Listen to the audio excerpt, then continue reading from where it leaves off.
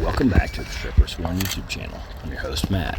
Today, you're going to follow me through a older match footage from TSS, or the Tactical Sniper Series DMR, Designated Marksman rifle match. And so this match includes both rifle and handgun. As you'll notice from the start here, at the start of every stage, the rifle and the pistol are generally magazine in, bolt forward. Require you to run the bolt on the clock or rack the slide depending on the situation, and engage your targets.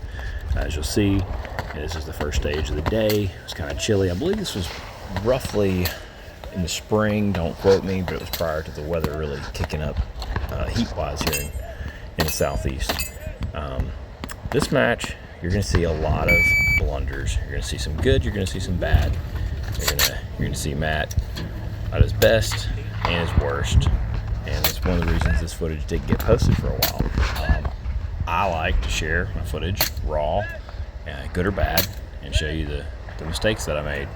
So I'm going to start off by telling you what you'll see here in a little bit. Just great speed in some of these. Here I am, great footwork, as you notice. The rubber wanted to pop out of the bed of the truck right there, which was pretty awesome. But had some great speed, some good solid hits and engagements, and then things kind of turned for the worst. Here, actually, this is the stage after this one is where things changed. As you'll notice, you're required to unload your rifle or your handgun prior to dropping them on the clock, and the spinner right there is over. Well, over now. Almost over the first time. Nice. I believe this stage we did okay on, and I believe it's the next stage where the wheels came off. So these are some, I'm not sure the exact target distances. I want to say they were inside of 400 yards up to here. All fairly simple shots. I will make note, you see this port that I'm shooting through currently. I shot through this exact same port at Pig River Precision back in 2023 with my 308 with a 6-port Apollo comp. I fired 2 rounds through there, and I had a headache the rest of the day. Got some past TBI issues from charges and stuff, and I'll tell you what was incredible was shooting this Otter Creek Labs OCM5 suppressor on the BROUWER 5.56 carbine, which I knew some people are going to ask what rifle I'm shooting, why it's so quiet. But shooting them through that port was night and day compared to shooting the other compensated guns there in the past. So I noticed this really quickly in versus 50-yard handgun shots. Here's where the wheels really fell off. And I'll say they fell off because, and I'll go ahead and give the disclaimers of what exactly happened. So when I went out to train the day prior to this, the range was in meters. I adjusted my Applied Ballistics app to match the meters that I was ranging at, because they were all on set berms, right? Meter berms. I came to the match, did not check my app, what the setting was, because I usually use yards, which is what all the matches provide you the information in yards. And so I was putting in targets, distances that the target's in yards, but my algorithm on my Applied Ballistics was computing it in meters. Now, inside of 400, you can almost get away with it on a generous target. As you see here, the first target I think was 600, but one of these targets was around 600, and you cannot get away with it. And I was getting some calls towards the end. You'll see I pretty much burned through, I believe, around 60, 70 rounds on the stage, and still took some penalties at the end. I was pretty frustrated, as I think anyone would be, given the level of situation.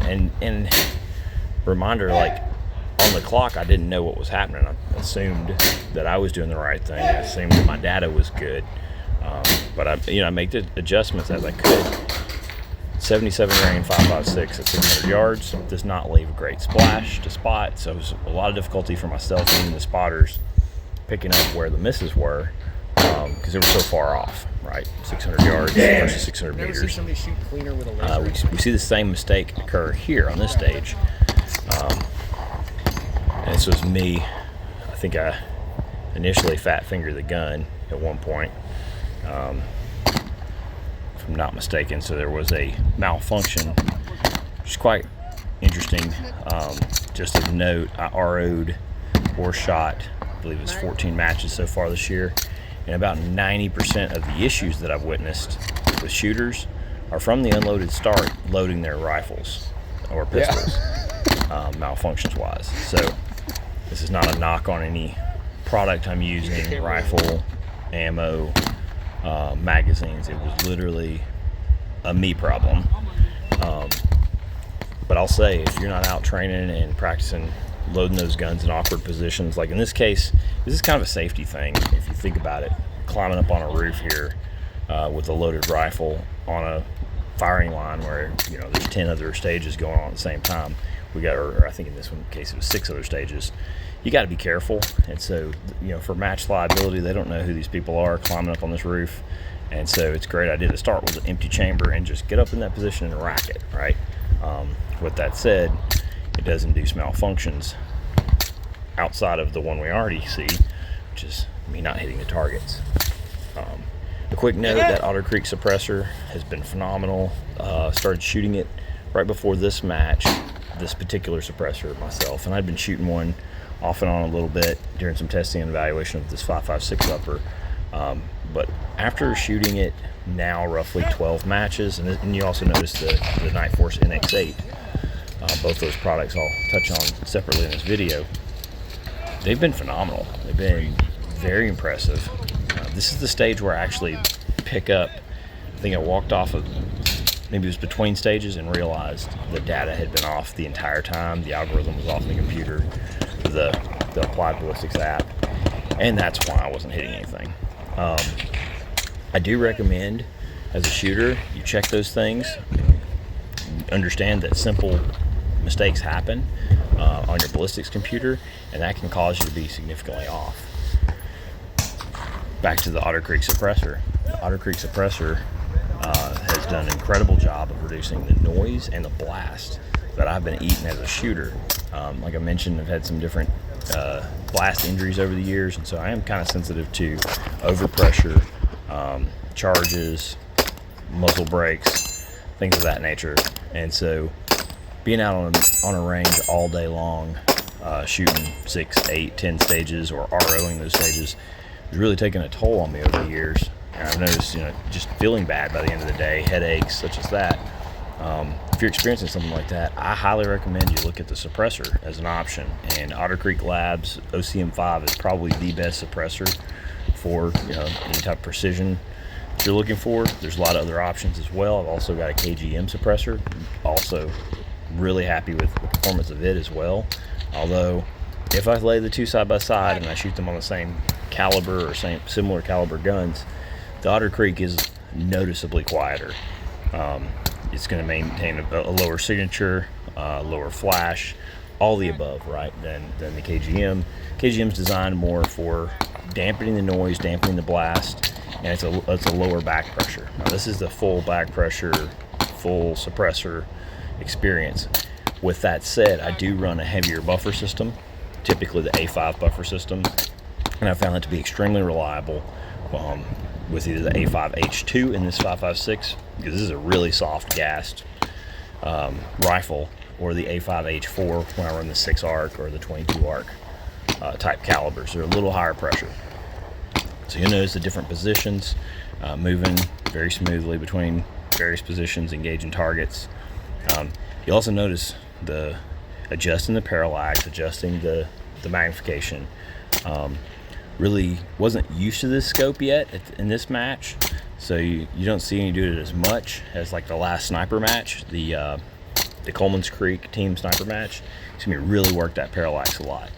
So this was one of the first matches I ran the Night Force NX8 in, and I'm here to tell you, after I believe 14 matches this year running exclusively NX8s, the NX8, this one or another one, I'm happy to report that I'm pleased with it.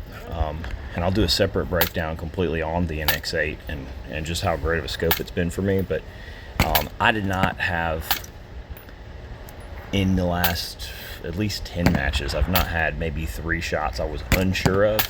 So, you know, these where I had them going high, I was a little bit off on the data, I wasn't able to pick those up.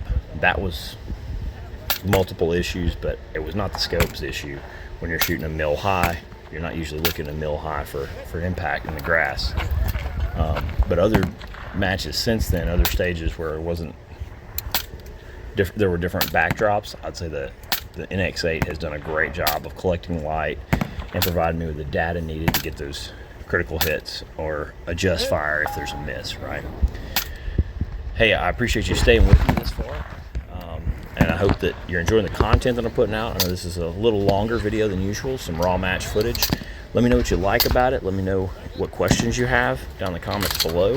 Like, share, subscribe, all the good fun things if you find value here. And until next time, stay obstreperous. That works. Double the